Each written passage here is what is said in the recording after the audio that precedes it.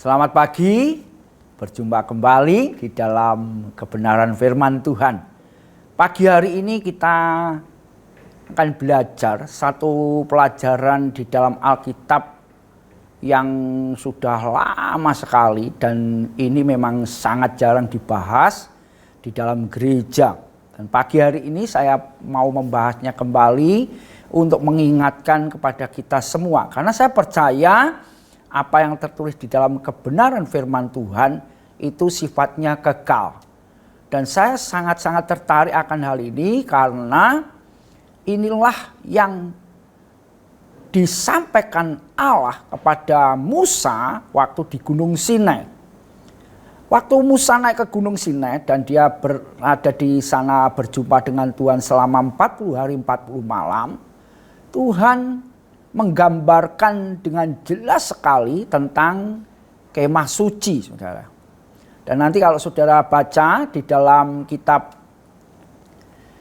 Keluaran, mulai pasal 25, saudara kan benar-benar mengerti betapa detailnya Allah berbicara kepada Musa tentang kemah suci ini.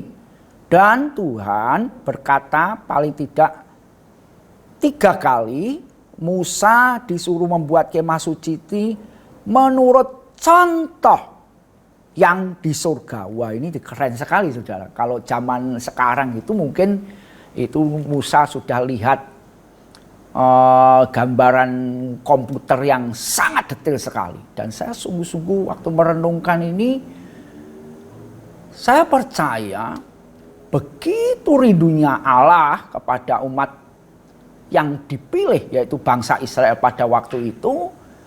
Allah dengan segenap hatinya mengungkapkan semuanya secara detail kepada Musa untuk membangun satu kemah, di mana kemah itu dinamakan kemah pertemuan atau tabernakel Musa terkenalnya, ya. Dan kemah pertemuan namanya saja sudah kemah pertemuan, maka kemah itu berfungsi untuk bertemu. Pertemuan apa yang dimaksud di sana? Tentunya pertemuan Allah dan umatnya.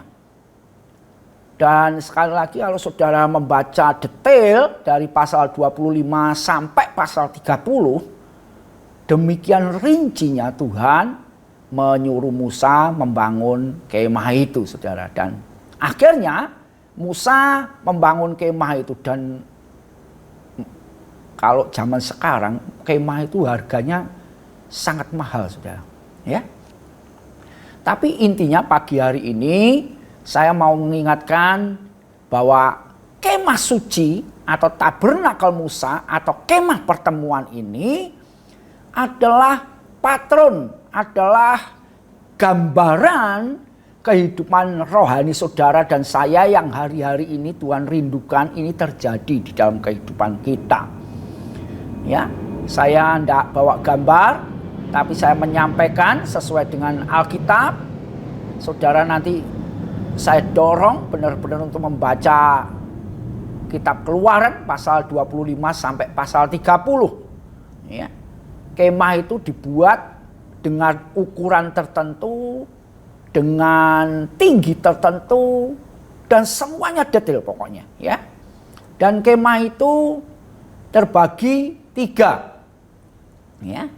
Pertama namanya halaman, kemudian ada satu ruang yang tertutup namanya ruang kudus, kemudian ada ruang lagi yang tertutup, di depannya disebut ruang maha kudus. Dan Tuhan menyatakan kepada Musa apa yang ada di halaman, apa yang ada di dalam ruang kudus, dan apa yang ada di ruang maha kudus. Saya tidak akan buka Alkitab, saudara, karena ini ayatnya sangat banyak sekali. Tapi percayalah, apa yang saya sampaikan ini ada di dalam Alkitab, ya. Di halaman, saudara, kalau masuk pertama kali melewati pintu luar, masuk ke dalam gitu, ya. Itu ada namanya mezbah korban bakaran. Jadi imam-imam pada zaman itu ketika mereka mau masuk ke ruang kudus maupun ruang maha kudus ada caranya, saudara. Yang pertama, mereka harus mengorbankan kambing domba atau lembu, ya.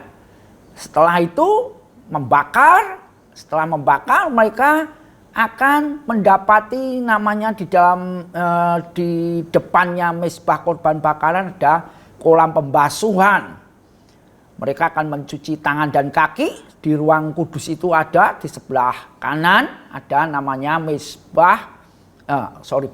meja roti sajian. Di atas meja itu ada 6 tumpuk roti, 2 gitu ya. 6 tumpuk dan di atas roti itu ada kemenyan. Kemudian di sebelah kirinya ada namanya lampu atau kandil atau pelita ya, dengan 7 pelitanya ya. Kemudian setelah itu maju dekat dengan tirai, dengan pintu masuk ke ruang maha kudus, itu ada namanya mezbah ukupan. Nah, kalau imam besar setahun sekali mereka masuk ke ruang maha kudus, itu mezbah ukupan tadi ditaruh kemenyan yang sudah ada campuran khususnya, dan ketika kemenyan itu mengeluarkan asap yang tebal, baru imam itu akan masuk, imam besar itu akan masuk ke ruang maha kudus. Karena tanpa itu, kalau mereka memandang langsung kepada tabut Allah, di mana dikatakan Allah hadir di sana, mereka langsung mati, saudaraku ya. Jadi ini gambaran jelas yang Tuhan nyatakan kepada Musa ya. Dan saya ketika merenungkan dan ada hamba Tuhan yang membahas ini memang patron, harusnya menjadi pola hidup dari saudara dan saya ya. Yang pertama tadi kan kita membahas tentang meja korban bakaran ya. Itu lambang Yesus yang dikorbankan. Saudara dan saya percaya akan pengorbanan Yesus. Saudara percaya kepada Yesus, saudara harus baptis. Ada kolam pembasuhan tadi ya, dibaptis. Nah ini disebut bahasa rohaninya Kristen halaman ya. Kita tidak boleh berhenti di situ. Sudah percaya Yesus, sudah baptis, saudara mesti mau masuk ke ruang kudus. Harus, tidak bisa tidak. Karena nanti kalau kita baca di dalam kitab Wahyu di akhir zaman itu Tuhan nubuatkan bahwa Kristen halaman ini nanti bisa berat menghadapi antikris, saudara ya. Kenapa? Karena bisa gugur imannya. Nah, Alkitab kenapa menggambarkan ada ruang kudus? Saya percaya hati Tuhan merindukan umat pilihannya ini masuk ke ruang kudus. Untuk apa? Tadi saya sudah jelaskan, sebelah kanan ada meja roti sajian yang ada 6 tumpuk roti. Yaitu ada hamba Tuhan menafsirkan, tidak kebetulan 66 kenapa? Kok 66, kok tidak 77 biar sempurna begitu ya? 66. Dan itu tafsir ya. Bisa dikatakan dicocokkan, tapi ya memang kenyataannya seperti itu. Alkitab kita ini jumlahnya 66 ya. Kemudian di roti sajian tadi ditaruh kemenyan, dan kemenyan ini selalu dihubungkan dengan doa. Jadi kehidupan rohani seseorang yang percaya kepada Tuhan Yesus ya mesti makan itu roti dan berdoa. Ya, ini harus jadi jadi bukan kebiasaan tapi menjadi kebutuhan ya. Yesus Tuhan mengajar gini, hidup orang itu tidak dari roti saja, tapi dari setiap firman yang keluar dari mulut Allah. Jadi ini roti yang adalah lambang firman itu harus jadi kebutuhan ya. Saya benar-benar mendorong kita sebagai orang percaya, Alkitab itu kita baca bukan karena rutinitas, tapi karena kebutuhan mutlak bagi orang percaya. Ya. Saya membaca Alkitab ini berulang. Dan semakin saya baca, saya semakin tahu persis satu hal. Bahwa hidupku ini tanpa Allah tidak ada apa-apanya, saudara. Saya semakin sadar bahwa waduh, ternyata kalau diukur, saudaraku ya, dengan standarnya Tuhan ya, mati masuk neraka lah saya pasti. Ya. Tapi ketika membaca firman itu jelas sekali bahwa tanpa Allah, tanpa kasih Allah, hidupku pasti ke neraka. Nah itu yang ketika saya baca dan baca terus, akhirnya ada satu kerinduan yang kuat di dalam hidupku. Tuhan, aku benar-benar butuh anugerah-Mu Tuhan. Aku betul-betul pengen mengenal Engkau dengan lebih dalam lagi. Itu yang saya alami hari-hari ini, saudaraku ya. Kemudian di sebelah kiri ada kandil, kalau bahasa zaman kunonya kandil atau lampu kalau sekarang ya. Kandil selalu berhubungan dengan Roh Kudus. Nanti lain kali saya akan tunjukkan gambar dan kita bahas ini, hal menarik sekali ya. Saudara sebagai orang percaya, makan firman, berdoa, saudara mesti berhubungan dengan Roh Kudus. Bergaul dengan Roh Kudus. Dan ini memang hari-hari ini gereja sepertinya agak kehilangan dengan peran Roh Kudus ini, seakan-akan, saudaraku ya. Kenapa? Karunia-karunia udah jarang di dalam gereja, padahal Roh Kudus punya 9 karunia. Buah roh mungkin ini yang paling banyak dialami di dalam gereja ya. Kasih, sukacita, damai sejahtera, itu yang melimpah dalam gereja. Tapi ada 9 yang lain ya, yang masih ada yang lainnya lagi. 9 karunia, 9 buah roh, ini mesti dialami oleh gereja.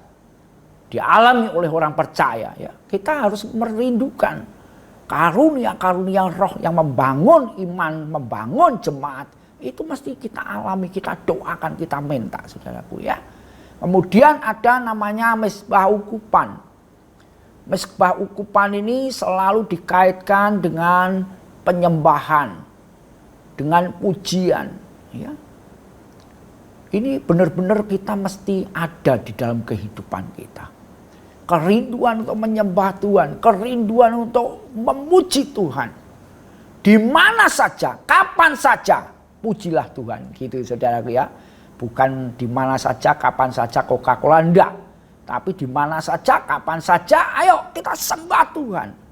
Memuji Tuhan, mengagungkan Tuhan. Ya. Kalau di dalam Amsal ada tertulis, akuilah Tuhanmu dalam segala jalanmu. Wah, ini keren sekali saudaraku. Jadi kalau 3 hal di ruang Maha Kudus ini terpola dengan kuat di dalam hidup kita, saya percaya saudara pasti akan rindu senantiasa ketemu Shekinah glory itu ya, kemuliaan Allah di dalam ruang Maha Kudus. Dan saya bersyukur ketika Yesus disalib, tirai itu terbelah. Ini gambaran bahwa karya Yesus itu sangat-sangat membuka buat kita satu anugerah yang luar biasa, di mana kita bisa berjumpa dengan Tuhan itu tanpa halangan. Ya. Dan ini kita harus bangun hari-hari ini. Di masa-masa yang tidak menentu ini kita mesti bangun pola yang Tuhan gambarkan dengan jelas kepada Musa.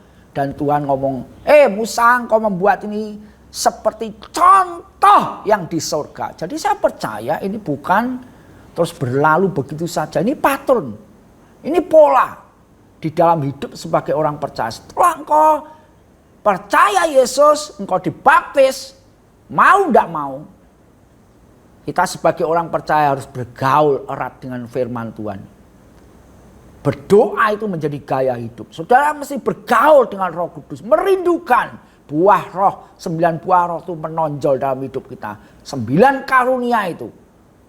Paling tidak mestinya kita alami juga di dalam kehidupan kita. Kemudian pujian penyembahan. Itu mau tidak mau mesti jadi nafas hidup kita, saudara.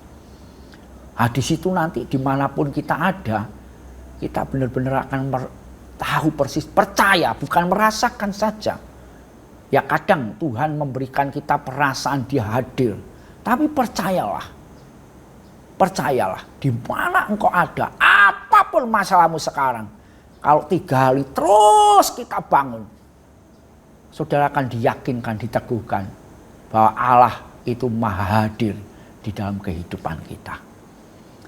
Amin. Tuhan memberkati. Ini yang bisa saya sampaikan pagi hari ini. Mari kita berdoa. Bapa, kami ucap syukur buat kebenaran-Mu yang boleh kami dengar pagi hari ini. Engkau menunjukkan kepada kami dengan jelas Tuhan bahwa Engkau punya pola yang kami ingin lakukan seperti hati-Mu juga Engkau ingin Tuhan umat-Mu melakukannya. Kami benar-benar setelah percaya kepada Yesus, kami sudah dibaptis, kami mempunyai pola di dalam hidup kami, yaitu kami makan firman-Mu, berdoa Tuhan, bergaul dengan Roh Kudus, menjadi gaya hidup kami, pujian penyembahan di hadapan-Mu. Dan satu hal yang menjadi kerinduan kami yang terbesar, hadir-Mu semakin nyata dalam hidup kami. Terima kasih buat pagi hari ini. Dalam nama Tuhan Yesus. Amin. Tuhan memberkati.